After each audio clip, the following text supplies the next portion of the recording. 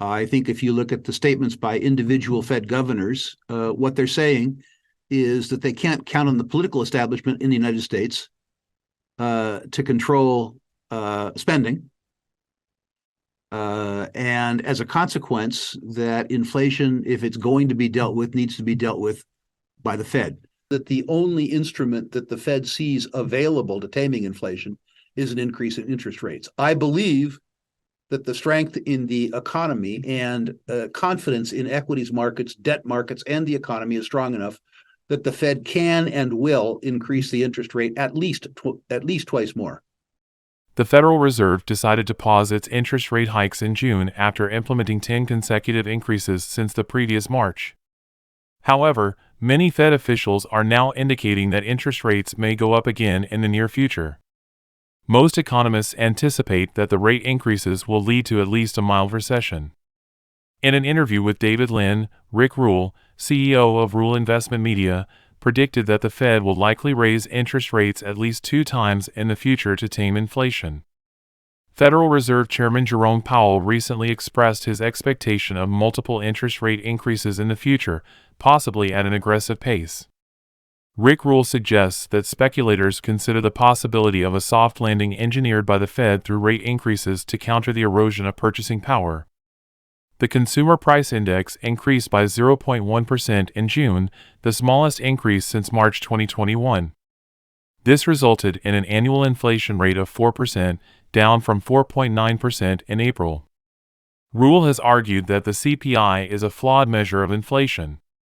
He points to the fact that the CPI does not account for the quality of goods and services, which has improved over time.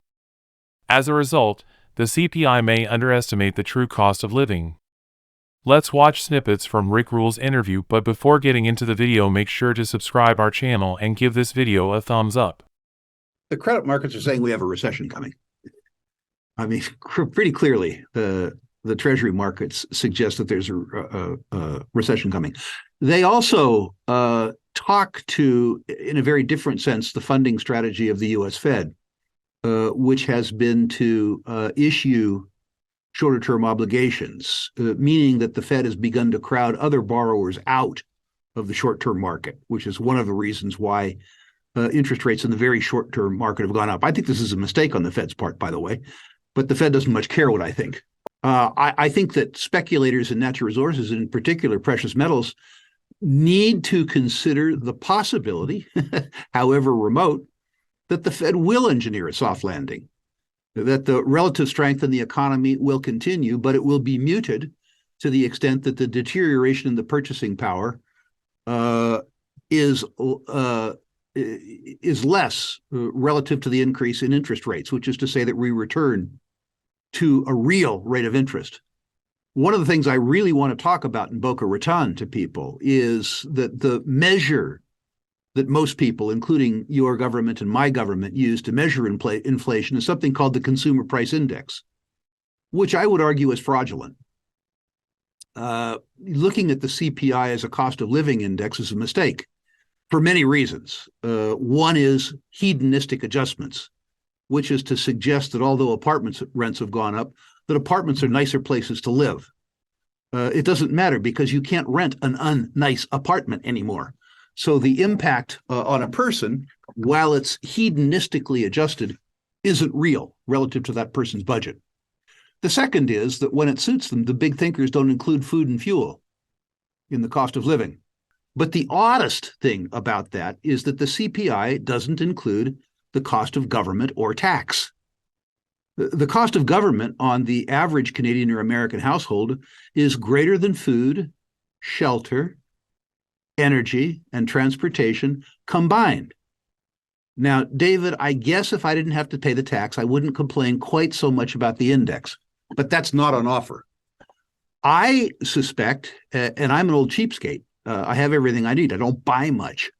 I suspect that the basket of goods and services that I consume, including government, not willingly, means that the deterioration in my own purchasing power, denominated in US dollars, is about 8% compounded.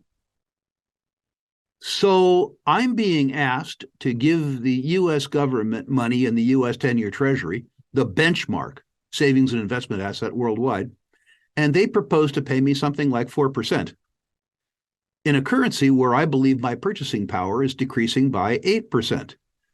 That means that their promise to me is that they will decrease my purchasing power by 4% compounded a year for 10 years. Perhaps the first promise that I believe that my government will fulfill. I think the important part of the lesson is that when you gauge the impact of big picture economics on your own circumstance, that you look at the question very broadly and don't merely consume the measurement index, which is given to you by the CBC or the CNBC or your Canadian government or my American government. You do that at your peril. According to the recently released notes from the Federal Open Market Committee meeting, officials believe there is a 60% chance of raising the federal funds rate again in 2023. Most Federal Open Market Committee members agreed to maintain the current level of the federal funds rate. They also expressed the belief that the United States is likely to experience a recession this year, although it is not expected to be severe or long-lasting as a result of the rate hikes. Recession is a period of time when the economy experiences a significant decline. Central banks may also raise interest rates to control inflation and encourage job growth. The Great Recession in the late 2000s is an example of a severe economic downturn. Rule highlighted that during a recession, the normal impact is a decrease in inflation. However, the policy response to a recession is often aimed at stimulating the economy, which can lead to increased inflation. Investors in U.S. government bonds have experienced positive returns this year, which is a reversal from the losses they faced in 2022.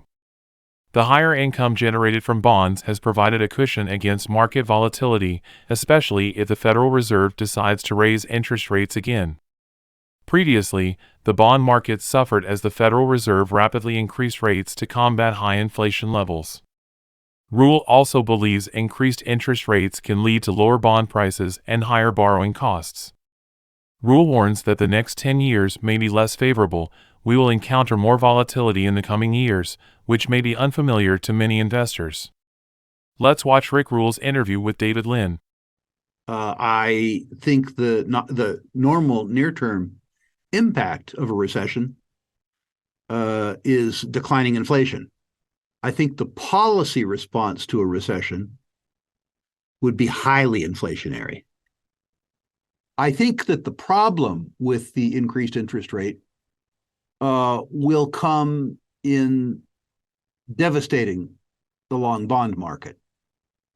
The idea that as you raise the interest rate, you lower the price of an earning stream in an existing long-term asset, say a 30-year mortgage, at the same time that you raise the funding cost associated with it, is really problematic. David, what can happen in a recession is that sustaining capital investment can go away, or it can be met by increasing geopolitical tensions. That means that even if supplies are available, they aren't available to certain nations or societies. One of the things that's happening is that the globalization that the world has enjoyed, I realize not everyone has enjoyed it, for the last 40 years would appear to be over. And it would appear that both investment and consumption are increasingly being constrained politically, which could, as you suggest, exacerbate these supply issues. We lived through a time of 40 years, 1982 to 2022, of very benign economic climates, declining nominal, declining real interest rates, relative peace on a global basis, the impact of technology on societies and also people. Again, I don't want to sound like an ESG warrior, but inclusion in the workforce, and the breakdown for a while of economic nationalism, the increase in global trade. I think for the time being, all those things are over. I don't want to seem like a doomster. I think that what we face is easily survivable. But I think the next 10 years are going to be much less benign than the last 40 have been. And I think that in addition to facing real risk, that we're going to face volatility of a type that most investors haven't experienced. Some officials believe that more tightening is needed, while others believe that the Fed has done enough. The minutes will also provide insights into the Fed's decision to hold the overnight target rate steady after a series of aggressive rate increases. Traders expect the Federal Reserve to raise interest rates by 0.25% in July, bringing the benchmark rate to 5.25% to 5.5%. The chances of a rate hike in September and November are 20% and 40%, respectively. The Fed is likely to continue raising rates to combat inflation, even though the labor market is showing signs of slowing down.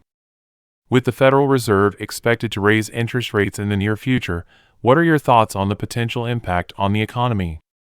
Do you think the Fed will be able to engineer a soft landing, or do you think a recession is inevitable? That's all from us. If you like this video, please like, share and subscribe our channel and click the bell icon to be notified of future videos. We hope our content has helped you in your trading endeavors.